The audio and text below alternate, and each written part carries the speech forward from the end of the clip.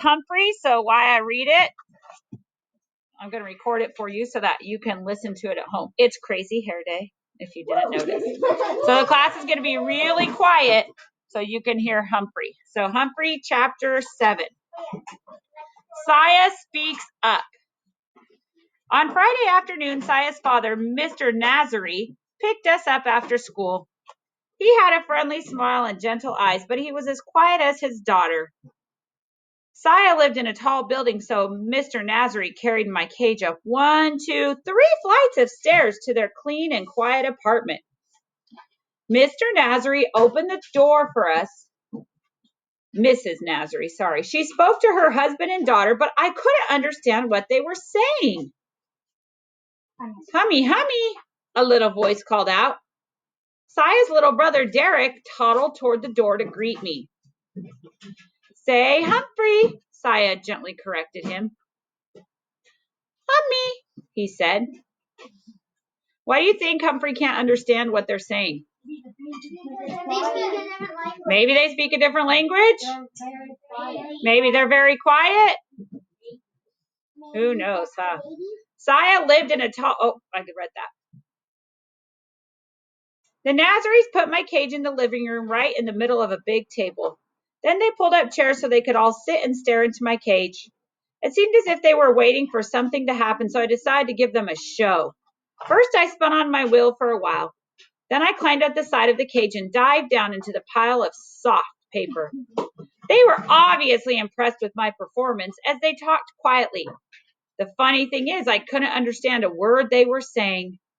No wonder Saya got 100% on all her vocabulary tests. She and her family knew a lot more words than I did. They finally went to the kitchen to eat dinner. Later, while the rest of the family watched television, Saya's mother quietly sat by my cage watching me. She seemed nice. Eventually, it was time for bed for the Nazaris. But after the lights were out, Saya slipped out of her room and came back to my cage and whispered to me. I could understand her again. Now you know my secret, Humphrey, she whispered. My family doesn't speak English. Well, my dad does a little, but he's shy about it. Mom hasn't learned any English at all. And Derek's too little. I understand, I squeaked. That's why I don't like to talk in class, she explained. I don't talk like the other kids. I'm afraid they'll laugh at my accent. That happened to me when I was little. But you don't sound different, I frantically squeaked. I understand you just fine. Unfortunately, she didn't understand me. All she heard was squeak, squeak, squeak. I guess maybe I have an accent too. But I have an idea that maybe you could help me teach Mom English, Saya continued. Glad to help out if I can, I squeaked to her. You're a real friend, Saya replied. See, she understood me after all. The next day I dozed until late afternoon when Saya led her mother back to my cage. Humphrey only understands English, Mama, Saya said. Speak English. Say Humphrey. Saya's mom looked a little frightened, but she tried. Humphrey, she said. Hummy, Derek cried as he raced into the room and climbed onto his mother's lap.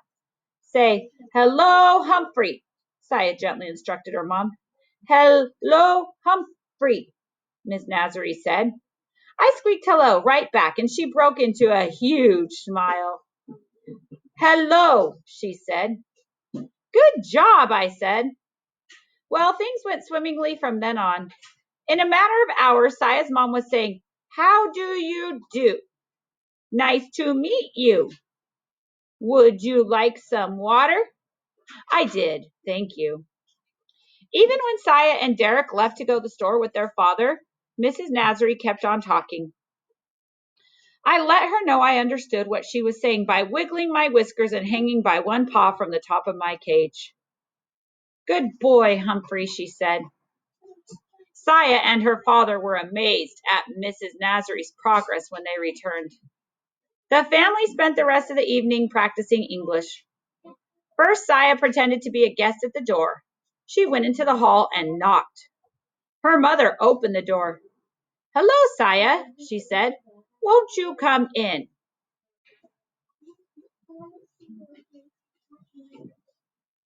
We have to wait because a lot of friends are talking, so I like to be polite and wait till they're finished talking.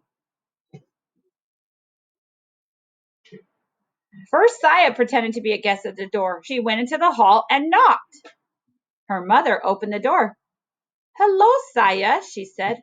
"Won't you come in?" Then Derek went out and knocked. Mrs. Nasri opened the door and said, "Hello, Derek. Won't you come in?" He rushed in and toddled right over to the table, shouting, "Humphrey, Humphrey." Next, Saya convinced her dad to practice English with her mom. "What time it is?" asked Mrs. Nasri. "What time is it?" Saya corrected her. Mrs. Nasri got it right the second time. Then Dad looked at his watch. 7:15, he answered. "Would you like some tea?" Mrs. Nasri asked. "Yes, please. I would like some tea," Mr. Nasri answered. Mrs. Nasri got it right the second time. "Yes, please. I would like some tea," Mr. Nasri answered. Guess what? They had a tea party right on my table. As a reward for all their hard work, I spun my wheel as fast as my legs would go, and they all cheered. Later, after the lights were out, Saya slipped out of her room to talk to me again. "Thank you, Humphrey," she whispered. "My mom says she's ready to go to English class now." "But I wish you were the teacher." "So do I squeaked, and I meant it. There were more English lessons on Sunday, and Saya showed Derek how to clean out my cage. Suddenly, the boy began to giggle. "Humphrey, poop!" he yelled. His English was improving too. On Sunday night, Saya gathered her family together again. "I want to teach you the American song," she said. Then she opened her mouth and began to sing. "Oh, say, can you see by the dawn's early light?" Oh, that's a national anthem. I stood up just like we do in the classroom when the Star-Spangled Banner is being sung. But I'd never heard it sung like that before. Saya had the most beautiful voice in the world.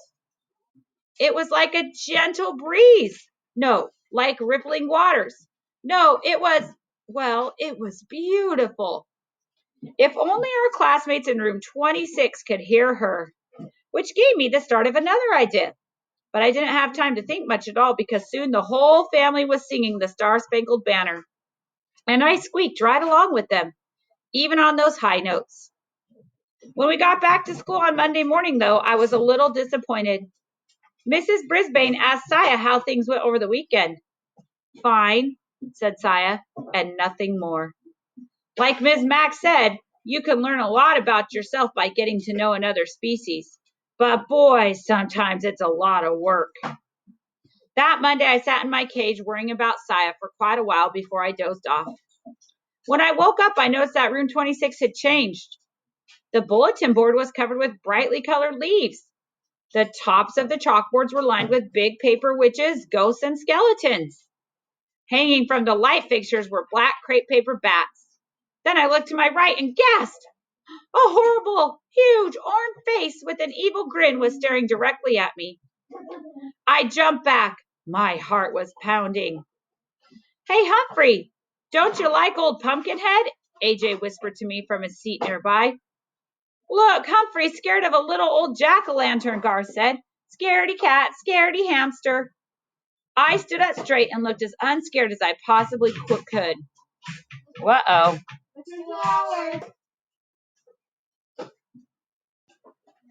Suddenly, "Quiet, Garth and AJ," said Mrs. Brisbane. Then she quickly returned to a math problem she was writing on the board. Suddenly, I noticed a little movement in the center of the room. A murmur. A change. I looked over and, yes, yes, yes! Saya had her hand up. Everyone noticed it except Mrs. Brisbane, who had her back to the rest of the class. "Mrs. Brisbane," Heidi called out. Without turning, the teacher said, "Raise your hand, Heidi." Now Heidi had her hand raised as well as Saya. "Well, what is it?" Mrs. Brisbane turned to face the class, and she was obviously surprised at what she saw. "Yes, Saya," she said. In a loud, clear voice, Saya said, May I move the pumpkin away from Humphrey's cage? Mrs. Brisbane looked from Saya to the cage and back. Yes, I guess it is a little close. Thank you, Saya. Saya rose and hurried to my table to push the ugly old jack-o'-lantern away. She didn't say a word, but she winked at me, and I knew what she meant. Heidi, did you want to say something? Mrs. Brisbane asked. Not anymore, she said. Everything went back to normal until the bell rang for recess. As my classmates all scattered and ran toward the door, Garth paused by my cage. Scaredy cat, he murmured. Then he moved the pumpkin right up against my cage again. I puffed up my cheeks as big as I could get them. It was going to be a very long day. Tip 7. When hamsters feel intimidated, they often puff up their cheeks. Guide to the Care and Feeding of Hamsters, Dr. Harvey H. Hammer. Well, I hope you enjoyed that, Kristen. We'll try to record this every day so you don't miss out on Humphrey.